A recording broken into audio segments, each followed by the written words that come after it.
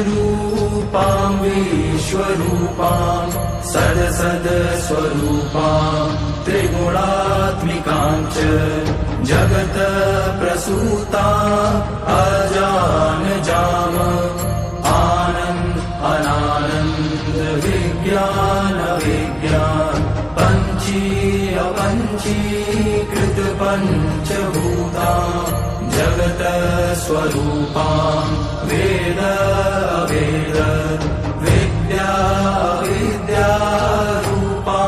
नमामि ऊर्ध्व अधः तिर्यक् सर्वव्याप्ताम् आदित्यवशूद्रगति स्वरूपां ब्रह्मा प्रजापति भगवान् विष्णु चराचरणाञ्चाधारभूताम्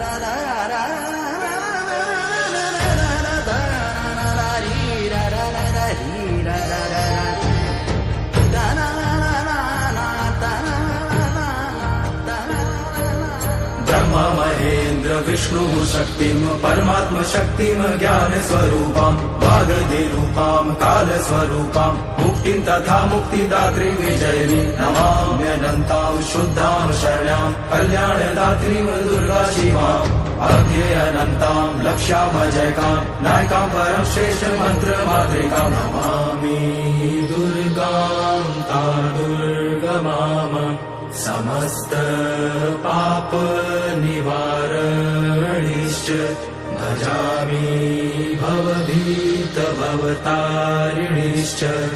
तां चिन्मयातीतां शून्य साक्षिणीम्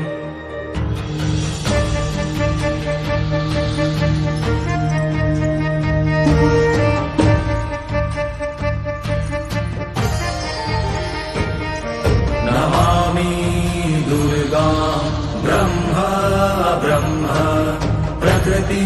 पुरुषरूपां विश्वरूपां सदसदस्वरूपां त्रिगुणात्मिकां च जगत्प्रसूतां